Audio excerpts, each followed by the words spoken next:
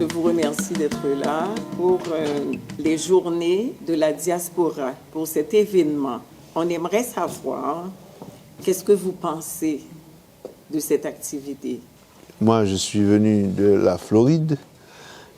Lui, il est venu de Nip. Lui, il est venu du Massachusetts. Wow. De Gangwave, ensuite du Massachusetts. Wow. Et pour participer, félicitations, merci, messieurs, à cet événement. Qu'est-ce que nous pensons? Je ne sais pas, parce que je n'ai rien concocté avec eux, mais je vais dire ce que moi je pense. Oui. Je pense que c'est un événement important et qui a besoin d'être pérennisé et orienté de manière à en tirer un maximum de productivité en termes de résultats. Et aussi, une chose que moi j'aurais suggéré, c'est qu'il y ait une orientation spécifique qui soit donnée à cet événement.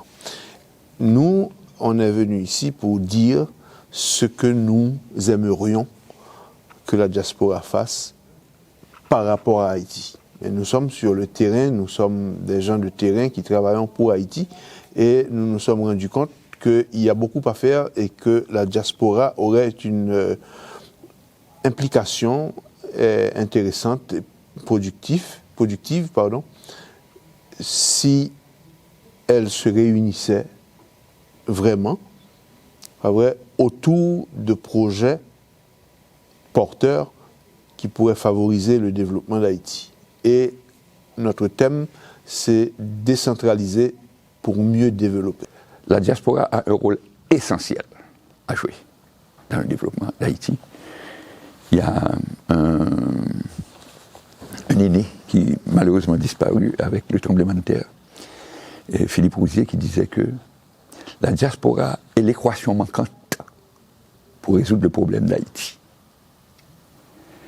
Et je pense que c'est très bien dit. Et sans cette équation supplémentaire, le problème est insoluble. Donc c'est très fort et c'est vrai. On ne se développera pas avec seulement ceux qui sont en Haïti. On se sous-développera avec l'aide. Seule la diaspora peut nous sortir de cette situation en lien avec ceux qui sont en Haïti et qui veulent que le pays se développe au bénéfice de tout le monde. Pour nous, à Evergrande Sud, c'est un événement majeur, c'est un événement qui a toute son importance. Bon, et bien entendu, il y a des choses à peaufiner, il y a des choses à corriger. Et c'est un événement qui a 7 ans, donc 7 ans c'est beaucoup, mais il y a des choses, il y a des chemins à parcourir encore. Et notre présence ici, c'était pour, justement, comme vient de dire mes collègues, c'est de voir la diaspora, les regarder, traiter avec eux, les proposer, les ouvrir nos bras pour dire, écoutez, Haïti ne va pas mourir. Il y a des Haïtiens en Haïti qui se battent pour maintenir ce pays et on sait que eux, à l'extérieur, que ce soit au Brésil, au Canada, à New York, en Europe, c'est des gens qui sont très accrochés à leur pays. Je dis tout le temps, on peut enlever un Haïtien d'Haïti, mais on ne peut pas enlever Haïti d'un Haïtien. Donc l'idée, c'est de venir tout d'abord leur apporter l'espoir et leur demander leur implication, mais on parle d'implication directe. Et dans un premier sens, ils peuvent contribuer en envoyant des emails, en faire des sittings et en dénoncer ce qui se passe en Haïti. Et ça, c'est un apport considérable qu'ils peuvent faire, parce qu'ici, ils vivent dans un état de droit. S'il y a 1000 Haïtiano-Québécois qui envoient une lettre à n'importe quel ministre, il va le lire et il va prendre ça en compte. Alors qu'en Haïti, on peut être 2 millions à prendre la rue et le gouvernement s'en fout de ce qu'on dit. Et ça, c'est un apport considérable qu'ils peuvent faire le réseautage. Le deuxième apport, c'est l'implication, c'est leur implication dans la chose publique, citoyenne, associative d'Haïti. Et le troisième apport, c'est leurs compétences. Et la plus grande partie des compétences haïtiennes se trouve dans la diaspora en ce moment. Et ce n'est pas un simple rapport économique. Ça, on est d'accord, ils envoient leur Western Union, leur CAM transfert, ça aide à la famille de ne pas mourir de faim, mais ça n'arrange pas du point de vue du développement économique du pays. Donc nous autres, on est venus leur dire, écoutez, il y a d'autres moyens de contribuer, il y a d'autres moyens d'investir, il y a d'autres moyens de venir en aide, mais l'aide directe, en investissant dans des fonds de développement. Et ces fonds de développement peuvent soutenir, peuvent financer des projets de développement, mais des projets qui sont clairement identifiés dans un cadre d'un plan de développement global. Et non seulement leurs $10, les $20 investis va servir en Haïti comme levier pour le développement, leur connaissance dans la gestion des fonds, dans la gestion des entreprises qui vont être créées, leur transmission de savoir, ça va aider, mais en plus, ils auront des dividendes sur leur investissement et à long terme, quoi. Donc c'est ça notre message pour la diaspora. La plupart du temps, l'argent que vous envoyez, si vous le mettez une portion qui va à l'investissement, vous n'aurez plus à un moment donné à envoyer de l'argent, puisque vous allez créer du travail où les gens à qui vous envoyez de l'argent pourront être eux-mêmes bénéficiaires de ces emplois. En plus qu'à long terme, vous pouvez recevoir des dividendes. Donc, il faut vraiment transformer cet apport avec une portion qui aille à l'investissement, plus qu'à la consommation. Il faut dire que nous sommes membres d'une association qui s'appelle Éveil Grand Sud. Je peux dire que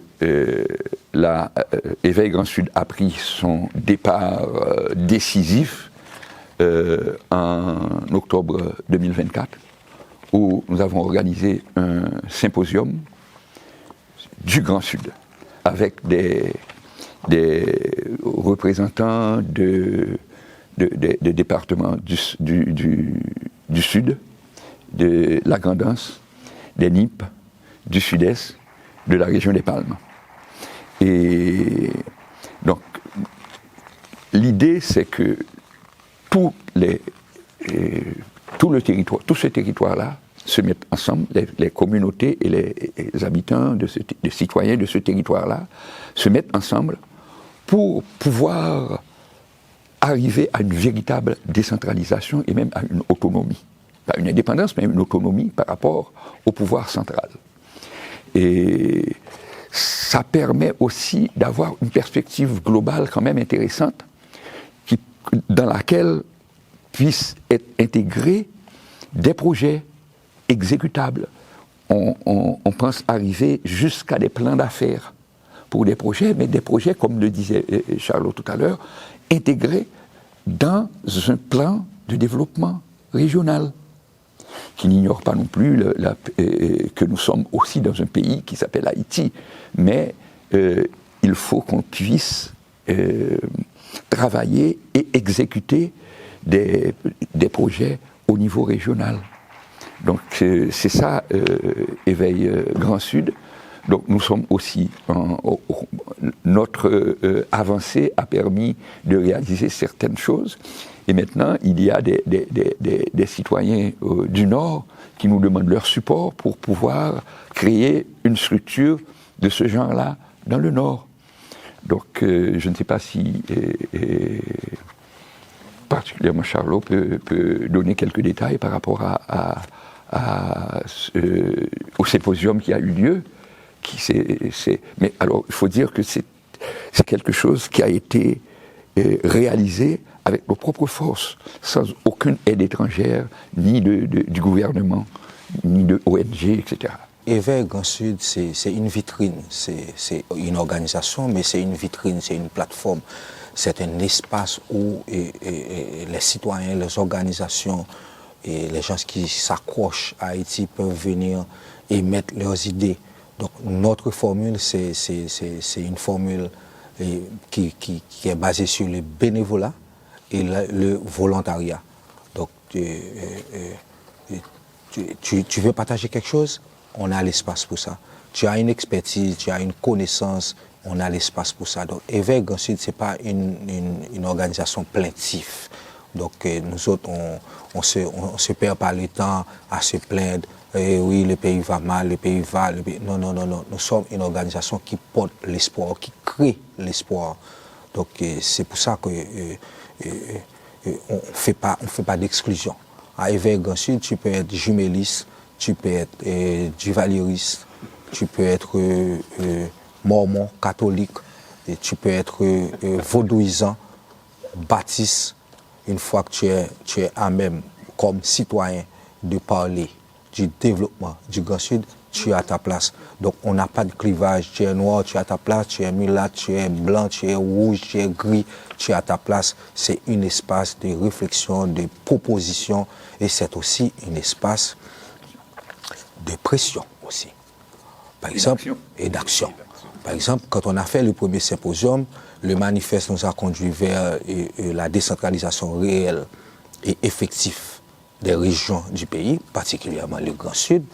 Et on a écrit au gouvernement, aux dirigeants pour leur dire, écoutez, nous avons réuni, et ça c'est notre décision, c'est une décision qui est sortie des réflexions qui ont été faites sur les tables thématiques, et voilà ce que nous autres, les citoyens du Grand Sud, voilà ce qu'on veut. Parce qu'avant, on était enclavés, on n'avait pas de port, on n'avait pas d'aéroport, les routes ne servaient à rien. Et là, notre démarche, il a un peu payé. Le gouvernement a ouvert un port dans le Grand Sud. On a demandé 3, ils ont ouvert un port. Mais c'est déjà un pas. Et on a demandé 2 aéroports, ils ont déclaré l'aéroport du Antoine Simon de Caille, ils ont déclaré ça comme aéroport international. Ça, on est d'accord. Mais ils ont surtout accordé ils sont en train de réfléchir sur un protocole qui va permettre un partenariat public-privé communautaire d'investir dans l'aéroport. Ça, c'est quelque chose qui est extrêmement important pour nous. Pour une fois, l'État a compris, l'État haïtien a compris pour une fois qu'ils ont fait l'expérience de faire Pélic de par eux-mêmes, ils ont fait l'aéroport de Port-au-Prince de par eux-mêmes, ils ont fait des routes nationales numéro 1, numéro 2, mais ils n'ont pas été capables de maintenir, d'entretenir. Et là, maintenant, avec le partenariat public-privé, je pense que c'est un autre tournant que le pays va prendre en termes d'infrastructure, parce que normalement, le plus gros rôle de l'État, c'est la régularisation. Ce n'est pas forcément la gestion et l'investissement. Ce n'est pas forcément ça. Donc l'État, pour une fois, a compris qu'on peut, à travers le partenariat public-privé, faire de l'aéroport au CAI un aéroport réel, un aéroport concret où les fils du Grand Sud peuvent décoller de Montréal, décoller de Miami pour atterrir au CAI et pourquoi pas les touristes, puisque dans le Grand Sud, on n'a que la mer, du sable blanc et des espaces à visiter. Donc ça, pour nous, c'est capital. Les façons d'investir de l'État ne sont pas porteurs. Lorsque l'État investit, l'État n'a même pas les taxes. Par contre, si on fait une déconcentration et qu'on s'arrange avec des privés, nationaux ou internationaux, mais je préfère que ce soit nationaux, ou qu'il y ait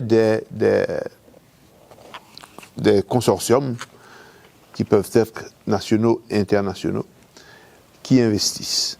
Comme ça se passe, je vais prendre un exemple du Turnpike aux États-Unis, le Florida Turnpike. Le Florida Turnpike a été un investissement privé et l'État les opérateurs ont fait l'œuvre, ils l'ont opéré, ils ont mis des stations de péage, le toll, et de cet argent, ils ont aussi payé des taxes à l'État. Et le contrat arrivé à terme, 50 ans plus tard, ils l'ont remis à l'État de la Floride, l'ouvrage, après l'avoir réparé. Donc, il y a des formules où on n'est pas obligé que ce soit les fonds du Trésor public qui soient investis, forcément. Et ce qui arrive en particulier, c'est que lorsque c'est les fonds du Trésor public, avec la mentalité qui a été développée au cours des ans en Haïti, les gens s'en foutent. Parce que c'est pas mon affaire. Donc, je ne m'en occupe pas. Quand on dit dans le pays, nous, Kabrit qui gagne 3 mètres, il dormit dans le soleil. Il bien dormi dans la pluie. Donc, c'est encore plus intelligent. L'État doit rester dans son rôle de régulateur et il doit ouvrir les chemins pour faciliter la circulation. En fait, il s'agit de résultats du lobby, des pressions que nous avons faites. Et on ne peut pas dire que c'est nos désirs que l'État a exécutés, mais nous avons participé de façon notable à la réalisation de ces avancées, en seulement 6 mois. En seulement 6 mois. Donc, je pense que l'approche est bonne, et la dynamique que nous avons, et l'indépendance que nous avons par rapport à l'étranger, à l'État, aux ONG, et même aux grands acteurs économiques, a permis à notre voix d'être plus forte et par rapport aux autres parties, particulièrement par rapport à l'État. Je vous remercie beaucoup au nom de toute l'équipe de la télévision. Merci beaucoup.